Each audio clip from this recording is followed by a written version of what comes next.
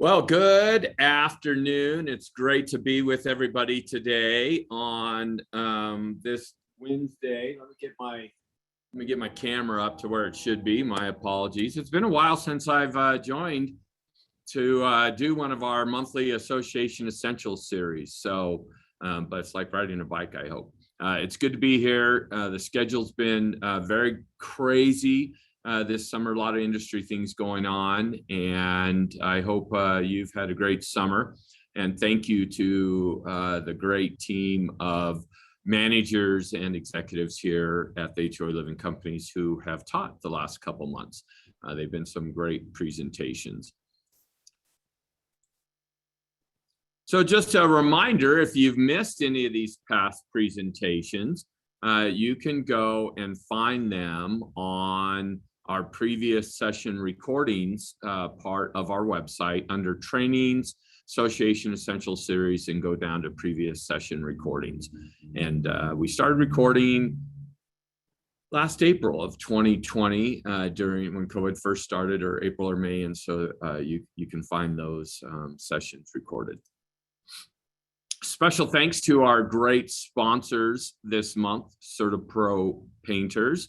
CertaPro Painters of Salt Lake has been painting in the Salt Lake, Summit, Davis, and Weber counties for nearly 30 years. They specialize in commercial and residential interiors and exteriors, and they're LEED certified, offer free quotes and bids, and have the largest crew capacity of anybody in the state of Utah.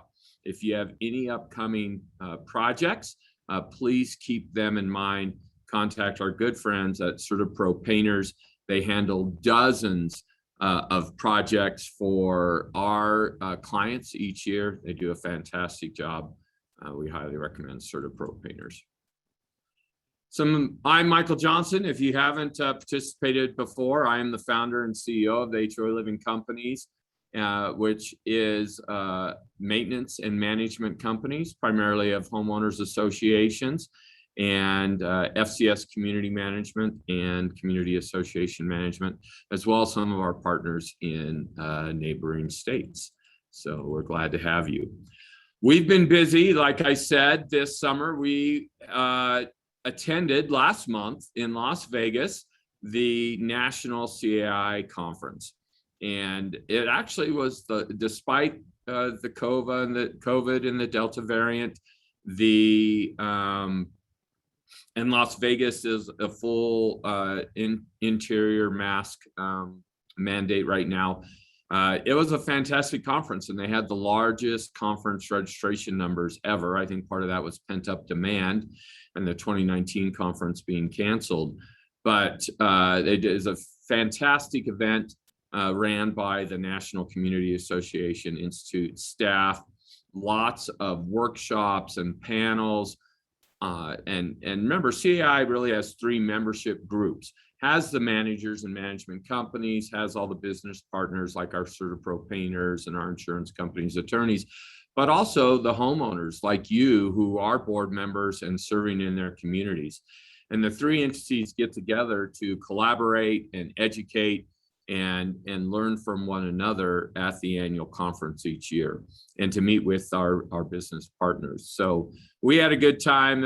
We had about 24 of our staff from across the region go to Las Vegas for the week. We went to education classes on Monday and Tuesday. The conference started Wednesday evening and went through Saturday. And so we were able to learn a lot, and we were able to have some time together to talk. All of our offices aren't always together, and while we try to virtually get together on the regular, it's nice to see each other in person and have some dinners and some experiences. You can see in the bottom right corner there, zip lining by those who so dared, and different events to bring us together so that we can be refreshed and educated for you. The big news, some of the biggest news, but super big, and we're super proud of our 3 employees who earned and were recognized for earning the PCAM, the Professional Community Association Manager Credential Designation. Scott Anderson, Vice President of Community Management at CAM. Greg Gardner, Senior Community Manager, FCS Community Management. And Megan Deming, who is our Transition Manager. All three of them in the last 2 years have earned and done the heavy work required to earn their PCAM designation, and were honored with the other PCAM designees from around the world at the conference. So now we have in Utah proper, there are only 9 PCAMs who are portfolio managers. We're a portfolio management company, and they 7 of the 9 in Utah work for our company. So we're very proud of the work done by our employees to reach the pinnacle of the community management world. We also were honored with 2 great awards at the Friday night awards ceremony, and one was Award of Excellence in Designations, which is given to individuals and groups who've made significant contributions to advance CAI's designation programs and ethical standards. So we're very proud to have won that for 2020. And then also the Outstanding Volunteer Service Award, which is given, this top honor recognizes outstanding leadership and long-term dedication shown to CAI and the Community Association housing model. So we're very proud of our team and for the designations and the credentials and the awards, which are recognized. Our company truly is recognized internationally as being a leader. And so we're glad that and we could only do that because you're part of our team. All right, let's get into this month's subject, which is understanding board member roles. And some of this you're going to have heard before, and you'll go, "Well, that sounds familiar," but we got to say these things a lot, right? To remind ourselves, to remind our volunteer leaders, and there's just so much noise in the world. So much noise, right? And we all understand this, and it comes down on the macro level, right, to our communities. And there's a lot of noise, and we hear a lot of noise from the 1 or 2 very dissatisfied homeowners, and we don't hear a lot of noise from the 98% that are satisfied.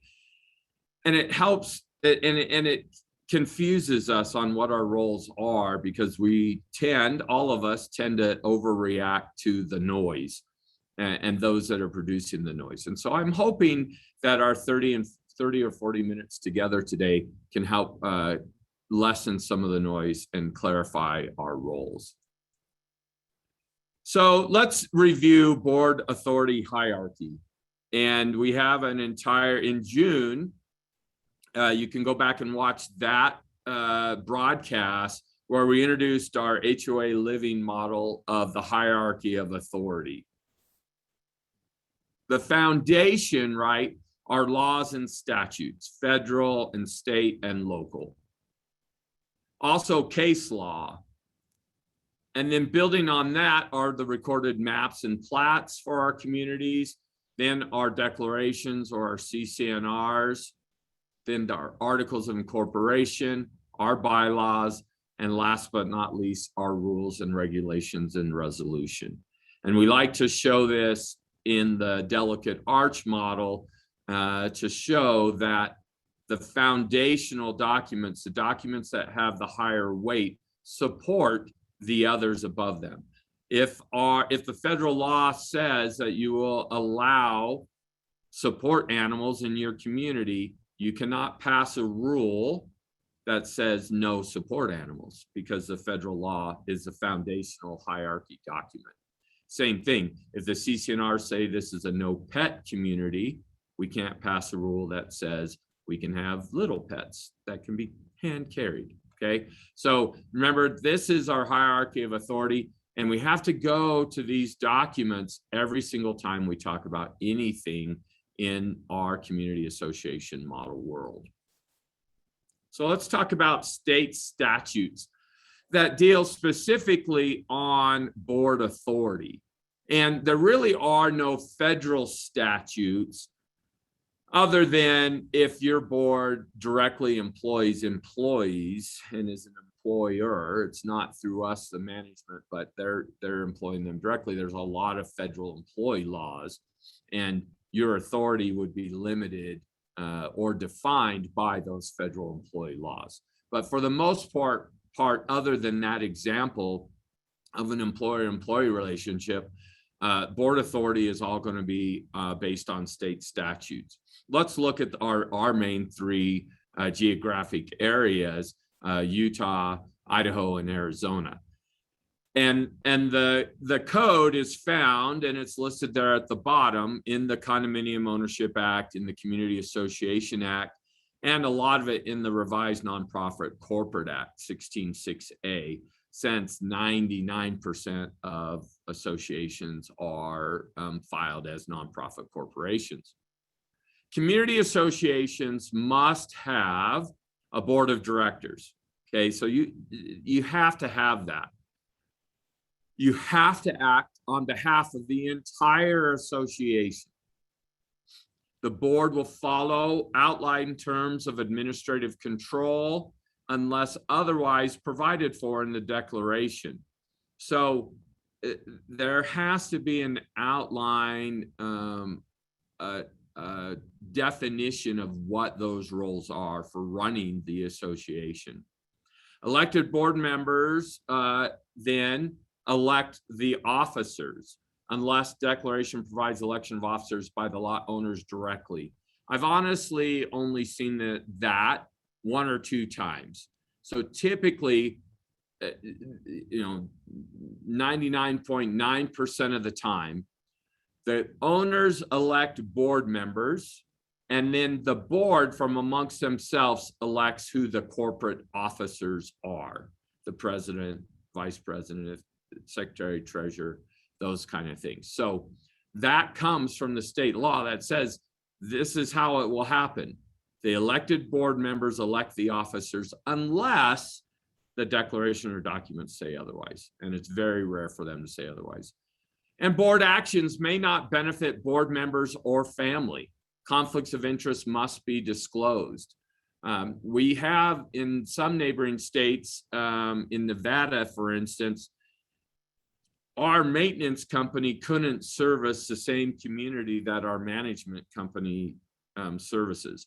Or if a board member's uncle owns the best roofing company in the state, they could never have work done by them on their community because the Nevada conflict of interest is overreached. It doesn't even allow for conflicts to be disclosed.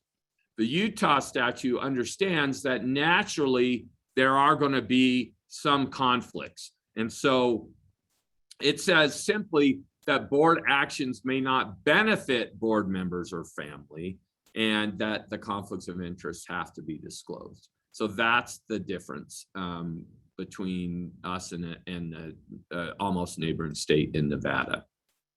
Well, neighboring to the west, of course, not to the south. I was thinking the Arizona Gorge in my head for some reason.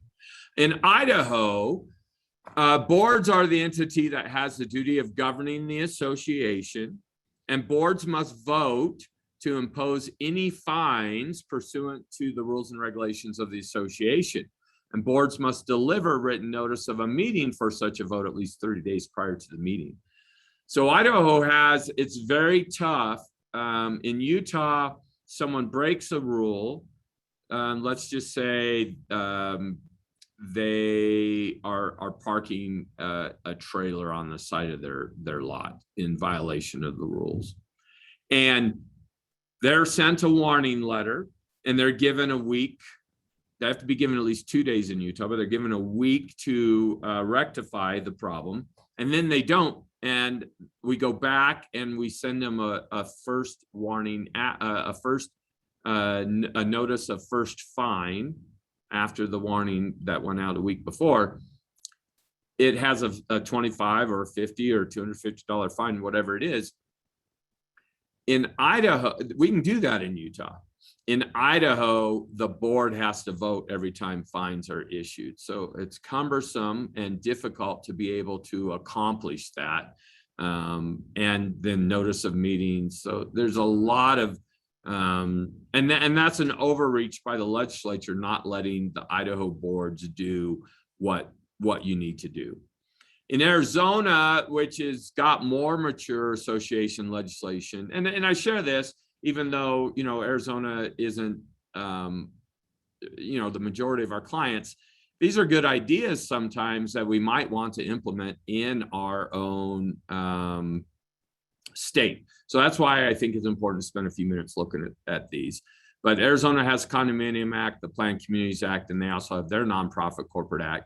Boards cannot act on behalf of the association to amend the declaration, and that's very common, to terminate it being a condominium association at all, and elect board members or determine board qualifications. So those things have to be done by the general membership, not just the board. Board actions may not benefit members of the board or their family. Conflicts of interest must be disclosed, just like Utah. Boards must summarize and provide owners' proposed budgets within 30 days of adoption. Ratification may be necessary. Owners can remove board members with or without cause with a majority of the votes, and boards shall provide an annual financial audit review or compilation of the association's financials. A CPA must be used if required by the governing documents. So something that Utah and Idaho does not have is that piece. And we've talked about that with the legislature sometimes, and they pick and choose what they want to nitpick associations on, and they haven't wanted to make that requirement. Now, the problem in Arizona with that requirement says, well, that makes sense. We should always have a CPA looking at our documents annually.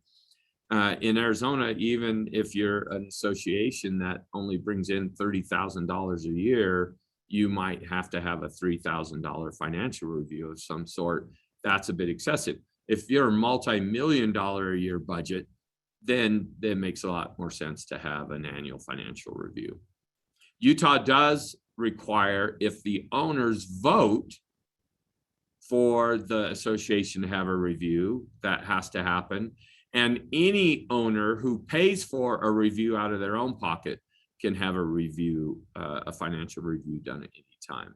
Audit reviews, compilation, combining them all together when I'm saying that. All right, let's look at board responsibilities. So those are the specific state statutes. And once again, right, they trump everything else. They're the foundational level in our hierarchy arch. So these are now general board responsibilities. These are best practices, and they have to be supported by that foundational arch hierarchy, or any of the other documents that are on the hierarchy arch for whenever we're practicing what we're doing as far as board responsibilities. So associations, of course, are responsible for the common elements. And so that's what boards are responsible for and what the documents say. The acts are done through the elected board / officers, and most associations allow for board members to elect officer position assignments from amongst the board, like we talked about. Boards make policies for the association, carry out administrative functions, and boards are obligated to act with utmost good faith towards the association, cannot act to their own self-advantage. So this is the best interest. This is best practice. This is the business judgment rule. All these things are in play, just like they are, because you are nonprofit corporate boards. The Nonprofit Corporate Acts in all states require those kind of obligations. So whether you're sitting on, for work, you might have a nonprofit corporation, or you might do volunteer work for a nonprofit corporation, or you might attend a civic group that is a nonprofit corporation. All boards of all nonprofit corporations have those same business judgment, best practice, good faith responsibilities they have to follow. What do they look like in our world a little bit? Well, one, you have to act in the best interest of the association. We're fully aware after 20 plus years of managing thousands of associations and boards, that it's generally one or two niche issues that get someone to want to be elected to the board, something that's important to them, and so they run. That's fine. We're glad just to have any volunteers. But if that, as a board member, you get on the board for that, and that's all you care about, and you're not interested in everything else that comes with being on the board, then being on the board might not be the right fit for you. Generally, our folks that watch these broadcasts are more of our people who care about the overall picture and aren't single issue focused. So I'm preaching to the choir here, but always act in the best interest of the association. Another thing we see sometimes is we see a board of 5 in a 400 home subdivision, and people are friends with the people they live closest to, and we'll see that 3 or 4 of the 5 board members are all from like phase 1 and phase 2 of a 12 phase association. So you also have to be careful there and make sure that you're driving to the other parts of that association. You're taking a look at their needs and their concerns when you're spending money, when you're doing a major project. Maybe phase 1 is the oldest part of the community. It is phase 1 after all, but let's start that project in phase 2 or 3, so it doesn't look like the board is self-dealing and having the repairs start in the area where they live in. Act in the best interest of the entire association. Be responsive to the needs and the desires of the owners. Once again, we get in our silos, we get our tunnel vision on, and we're thinking about our issues or what we see directly around us. Make sure that we're having owner comment periods and times that we are soliciting via survey, via town halls, via owner comment period at meetings, so that we know what the general membership wants to have happening. If the general membership wants 24-hour access to the gym in the clubhouse or in the facility or in the building, that's great. There's a cost to that. So the board takes that information, identifies the cost to have 24-hour coverage, and then they report back to the homeowners and say, hey, we hear you. There is a financial consequence to that decision, and are you willing to have your dues go up $16 per month per unit to have that kind of coverage? That's great. There's nothing against that. The board's job is to hear the needs and desires and then to go back to the owners with the financial consequences of those decisions.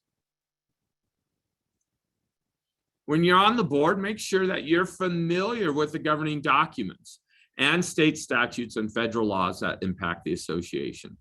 Once again, if you're watching this today live, you understand. This is you trying to become familiar with your roles and responsibilities as a board member in an association. So you get it, but read through those documents, ask your manager questions, highlight things that you might want amended or changed or that you're concerned about, but be familiar with them. That's the manager, the professional manager is going to look at them and hopefully know them the best. But remember, they're managing 12 to 15 other communities or 20 other communities, depending on the size. And they, we need a team approach where everyone's staying on top of those documents. Establish and enforce the governing documents fairly and uniformly. Once again, we get in our silos, we get in our phase 1 thinking, and we notice our neighbor, the rules they're breaking, and we're going to keep on the manager and make sure that they are sending violations, because we drive home, we're pulling in our house and we see that violation every single day. Well, make sure that once yes, we get it that you're going to see that, but you need to kind of make sure that you're viewing all the homes in your community the same way as those that you're immediately next to. And that so for those homeowners that you also represent, that you're taking care of the violations they're subject to as well. Set the policies and the standards, the procedures and the programs and budgets for the association, right? All that leads into what your role is, the main role. And implement decisions or delegate implementation to a professional manager, to committees, to independent contractors, all the same time, not micromanaging. We hear a lot, especially our landscapers, that there's a lot of sometimes micromanaging. They're out there trying to take care of the landscaping, and a board member or a homeowner, for the most part, is out there telling them how to do their job. Come up with policies and procedures on how to get feedback and those kind of things to your business partners. We want them all to be part of a team. And if you're paying your volunteers, you're paying other people to do a job, yeah, make sure they're doing the job, but make sure that we're allowing them to do their job as well. While the board can delegate authority to us as professional management, to the landscaper, to the insurance company, to the attorney, that's what we want you to do, but you're still always responsible to, you're the responsible party for everything that they're doing. So delegate, but keep the responsibility. Checks and balances, as President Reagan used to say. Verify, right? Trust but verify. So here's the overall picture of some of these different target areas that you're over. The fiduciary responsibilities, managing the finances and reserves, risk management, which includes obtaining insurance, but it's not just insurance, as we've talked about in previous presentations. HR, manage employees and volunteers. You might not have employees. Most communities don't have employees, but you definitely have volunteers, and it needs to be the same kind of a professional and working relationship with those committees. And we'll talk a little bit about committees before ending in the next half hour. Enforcement, establishing, enforcing, and interpreting the rules over the maintenance of common areas and facilities, absolutely. And this big one, I wish it would just expand and be bigger. Preserving and promoting the community with unity, with harmony, the kumbaya stuff. All those are unfortunately generally pushed aside because we get so much caught up in that fiduciary part, or that risk management part, or the enforcement part, or the maintenance part. Remember to build your community. It's an essential quality for a well-run association. So boards have obligations based on business judgment, and that is to act in good faith, with due care, without any direct conflicts of interest, non-disclosed, without any non-disclosed direct conflicts of interest, and with loyalty to the association, evidenced by acting in its best interest. Right? So all these things, researching, getting multiple bids, fully disclosing. The law does not expect you to be an expert roofer or an expert landscaper or a CPA or an insurance expert.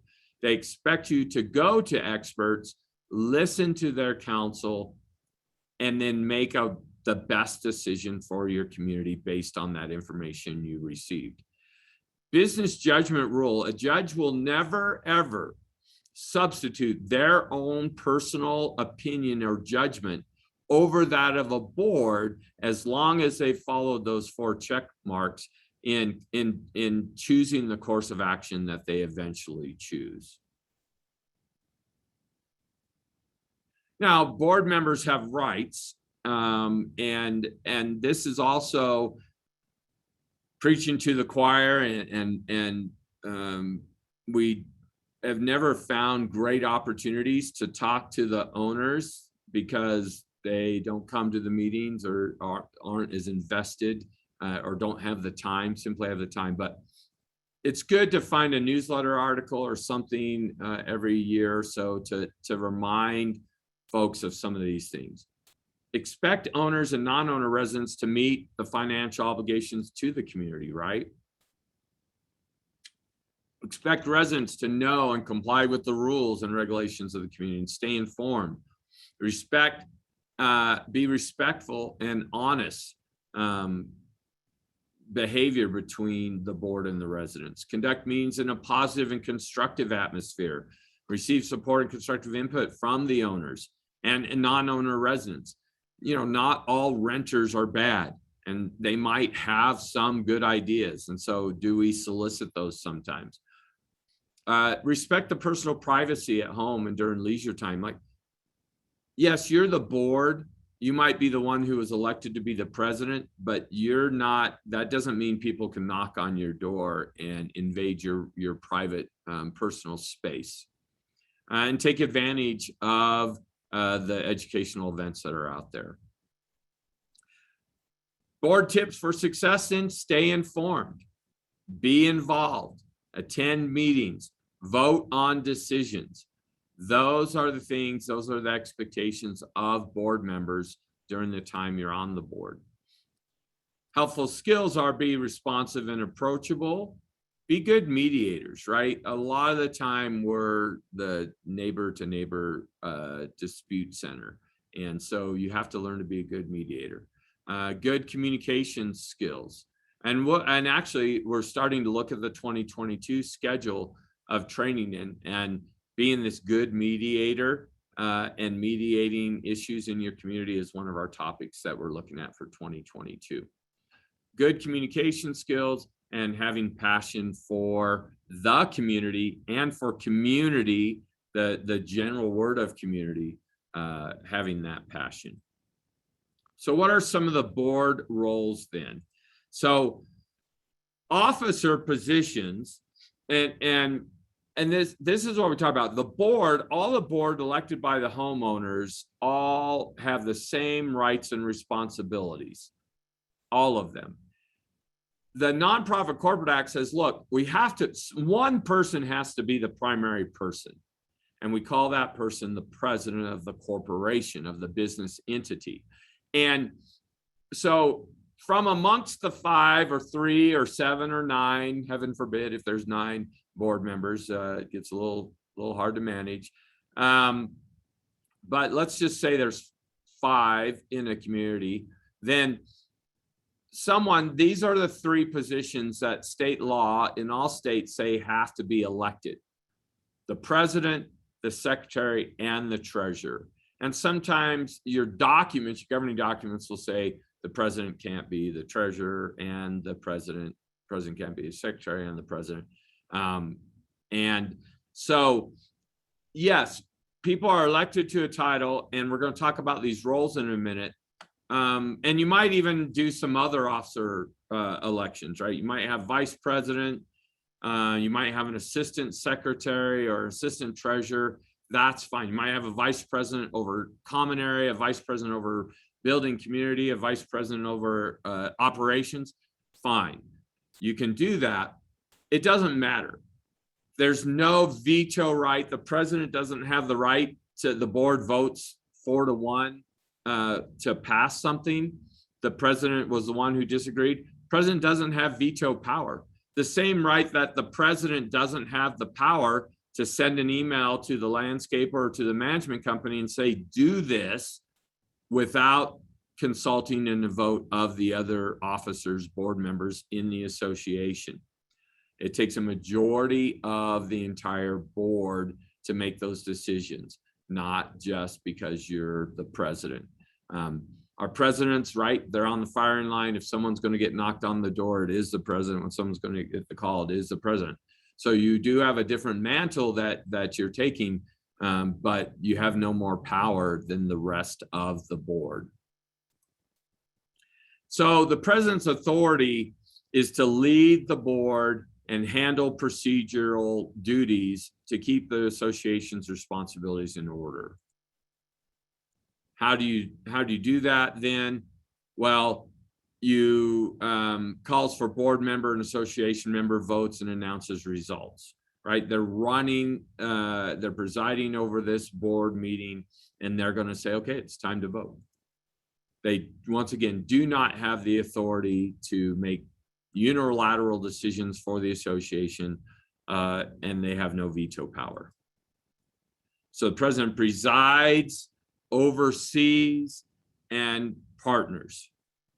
But you're like, well, wait a minute, Michael, we pay you guys to do some of these things. So remember, you can delegate responsibilities, but you can delegate the task, but you're still ultimately responsible.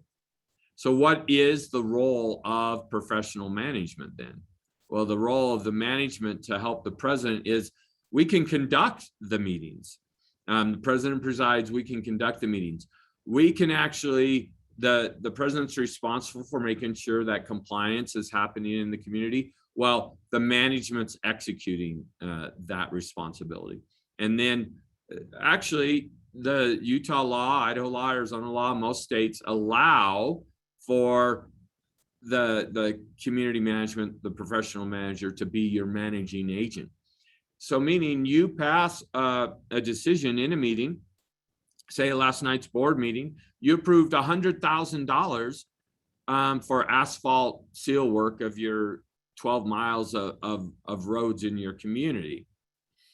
Because the board passed it and it's in the minutes and it was directed to the manager as your agent, they can sign on for and behalf of the association to be able to do that. It doesn't have to be the president's signature. Now, sometimes the documents do vary and they'll say that over a certain dollar amount or these kind of things that it has to be the president directly, not their agent. But state law supports you delegating that to a managing agent. So what's a vice president doing then? The primary role is to be a substitute for the president when the president can't run a meeting. And ways to be successful as a vice president: be involved, stay informed, have access. Secretary. The state laws are defining that the secretary preserves the history and maintains the documentation to help protect the association from liabilities that are out there.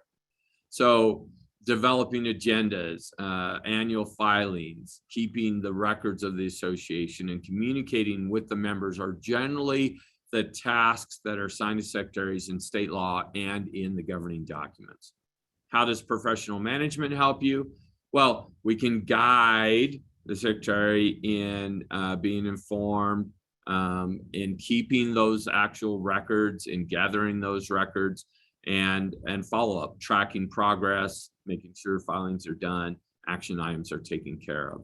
So generally we talk about, and it's general best practice and industry recommendation, that managers should not take the minutes at meetings, because they need to be an active participant in the meeting, helping the president, making sure things are being done in accordance to the laws and the governing documents.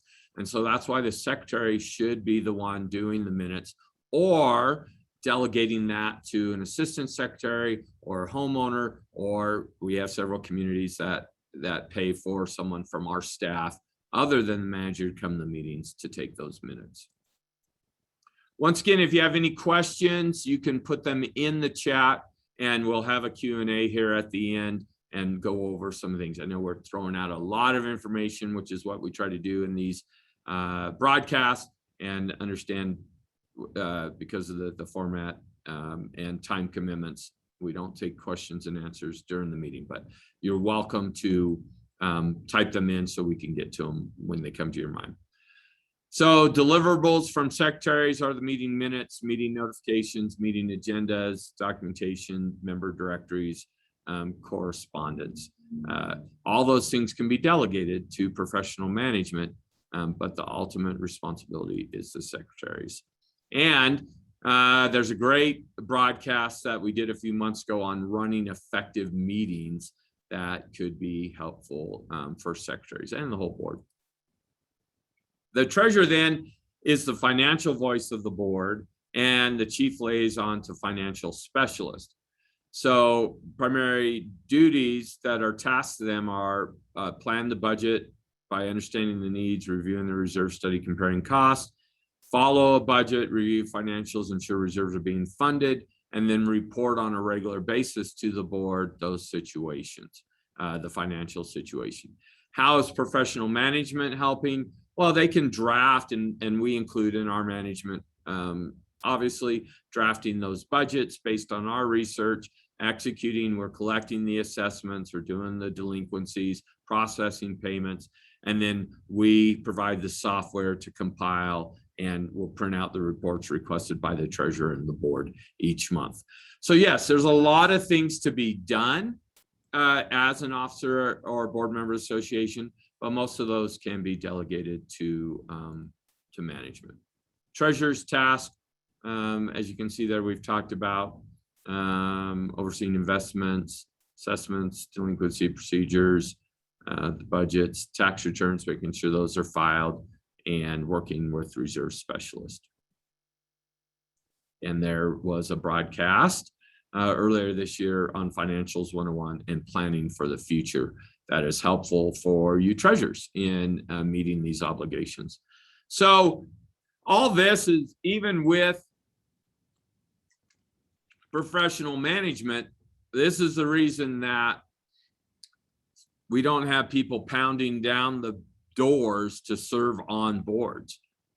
Even though you can delegate a lot of those things, there's still a load of things that you're responsible for.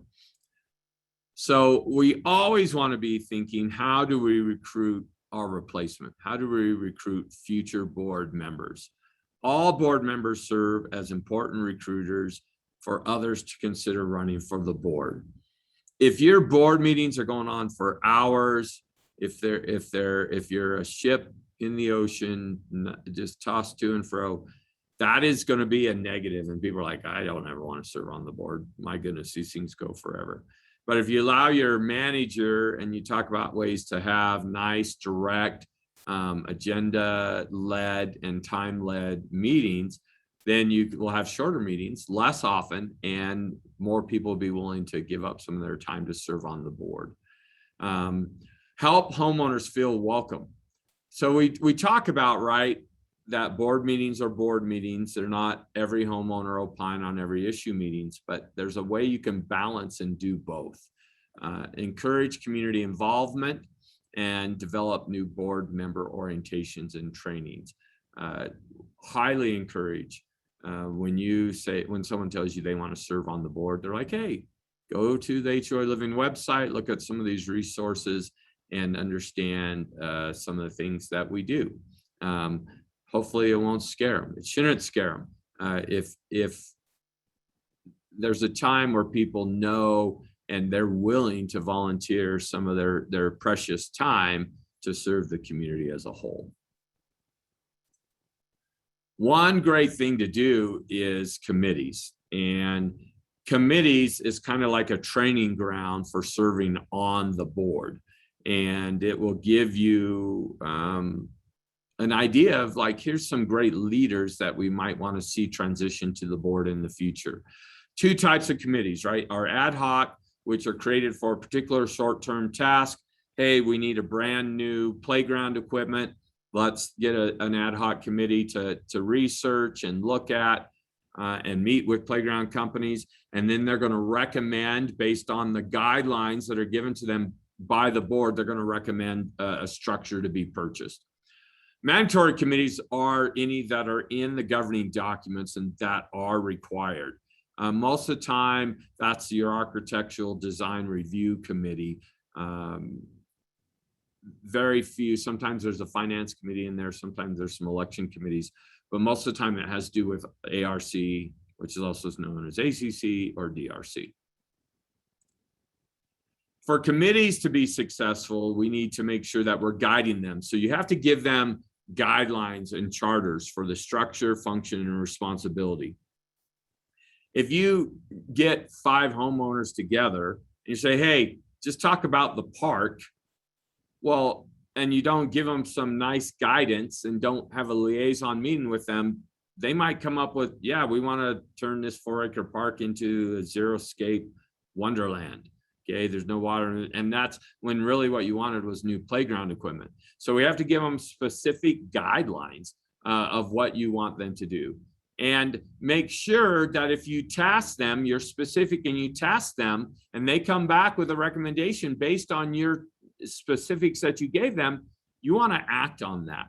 It's very discouraging to be a volunteer, put time, heart, and effort into coming up with a recommendation, passing that on, and then having the governing board go, yeah, we're that's not what we were looking for. We're going to go a different direction. Pretty much, you're going to upset those folks, and they're not going to want to volunteer on behalf of the community again. And just make sure anyone and everyone who does anything that you find opportunities to publicly praise them. Put it in a newsletter, put it on the statement, put it at the annual meeting at the least. Someone keeps track the whole year of who the volunteers are who serve the committee, put their names up, have them stand up, give them kudos, give them a $10 gift card to Swig or Home Depot or whatever. And everyone loves to be appreciated, and especially important when it comes to volunteers. So what is the role of professional management in helping you and in your board responsibilities? So we're going to be knowledgeable guidance and resource to help you in that overall goal and state requirement to act in the best interest of the association. We're going to execute your decisions. We're going to assist the homeowners. We're going to provide guidance to you, the board. There we go. So questions and answers, Jessica, that may have come up. Anything? There is nothing in the chat right now, so it sounds like you covered everything perfectly. That is not a thing, but if you could tell my wife that pretty much I cover everything perfectly, that would go a long way. But I think here's the thing while people chew on it, and you're welcome to please email your manager or Jessica or myself directly, any questions that you have. The biggest thing that we see that I would say as an executive in this industry is we get sometimes very strong personalities on boards, and they might even be the president. I'm not saying this is all presidents, but sometimes we get a strong personality and they really do care about the community, and the board and the homeowners are like, thank heavens, Joe. I hope we have no presidents named Joe attending today, but thank heavens, Joe, man. Joe puts in 10 hours a week into managing the association, and we don't have that kind of time, and we don't want to spend that kind of time. So, Joe does it. That's the greatest. And so we let Joe kind of run the show. That's fine, but it has to be controlled. Joe still needs to keep the whole board in communication on decisions, still has to get a majority of the board to vote to make decisions, and it's really got to watch their personal agenda, and the board has to kind of control that. And so we'll hear from the other board members and say, man, Joe's doing all this stuff and we sure appreciate it, but sometimes he just does things and we didn't hear about it on time. Now, as your professional managers, one thing we will do when Joe sends us an email and says, thou shalt do this, we will reply back to the entire board and make sure that the entire board's looped in. If you as a board member, that's what we talked about, stay informed.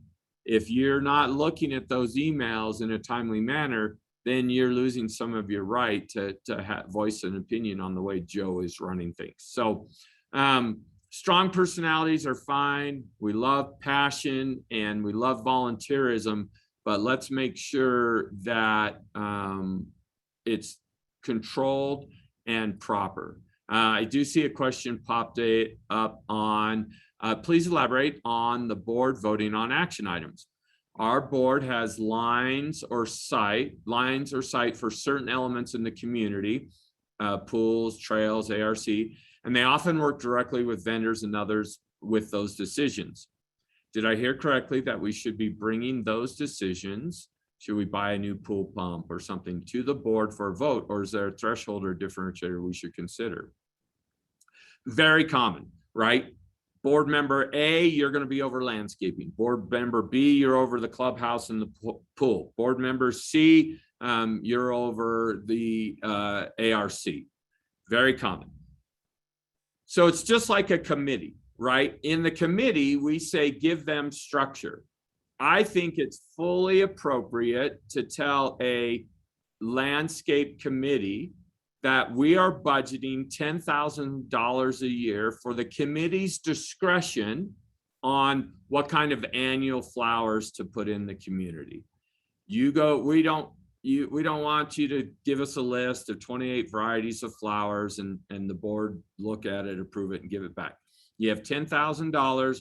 You will provide the receipts for reimbursement, but you've tasked them ahead of time and told them that. You can do the same exact thing when you silo the different responsibilities a little bit to different board members. If the pool person has the discretion to go forward and make pool decisions under X dollars, and that's what I would do really, right?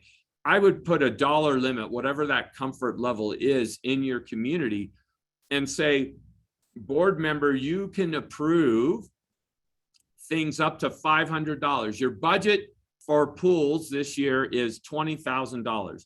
You've got to take care of the chemical purchases, the cleaning company. We've got to buy new deck chairs this year. And then you have some money that's not allocated. Well, you can use some of that non-allocated budget money up to X dollars without coming to the rest of the board. You've predefined the expectation and the guideline. You've drawn the lanes. So as long as you're operating within that thought process, you can go ahead and do it. However, now if the pump at the pool breaks 2 years early before the reserve study says it's going to be replaced, and you've now decided that you're going to get this high tech, talks to the internet, it's like a gas station pump. It shows videos to people while you're standing there. I don't know. And it's going to be $3,000. Well, the guideline says you can do things 500 or less, or 1,000 or less, or whatever. Now that's got to come to the whole board for a decision-making vote. Okay, does that make sense? So lines of sight and responsibilities are fine, but make sure it's very clear what the rules, what the lanes are, so that there are no misunderstandings. So I think we do a really good job of delegating different tasks to different people. We don't do a good job of defining the scope and where that authority ends. Hopefully that answered your question. And I'm glad to talk offline about that more if you would like. All right, not seeing any other questions. I'm going to give you the slide for next month. Our last presentation of 2021. We will be announcing our 2022 schedule. We don't do the end of November and we don't do the end of December because for some reason people don't attend. I don't understand. People are busy doing fun holiday and family things, and we hope your family and your community is healthy and safe as we continue to go through COVID. If you have any questions or any needs, whether you're a client now, in the past, or in the future, or never going to be a client, that's fine. We're here to serve and to help you best manage your community. So October 28th, which looks like it is a Thursday. Is that right, Jessica? That seems Thursday the 28th. Anyways, it's the 26th. That is my mistake. Sorry about that. 26. See, Jessica, because I know that on Thursday the 28th, I'll be dressed up like a Oompa Loompa for our company Halloween party. And so Jessica's really excited to see that. So it's actually on Tuesday, the 26th, and we will be doing an Insurance 101. We have several great videos from last year where we talked in 4 different sessions about different parts of insurance. It's every year we're going to do an Insurance 101. It's such a big part of our cost and our risk management. And so we'll be highlighting some of those things on Tuesday, October 26th. And we hope you will join us then. Stay safe. Keep building your communities. We appreciate each and every one of you for attending today. Get a hold of CertaPro Painters if you have any painting needs. And we'll see you next month. Thank you.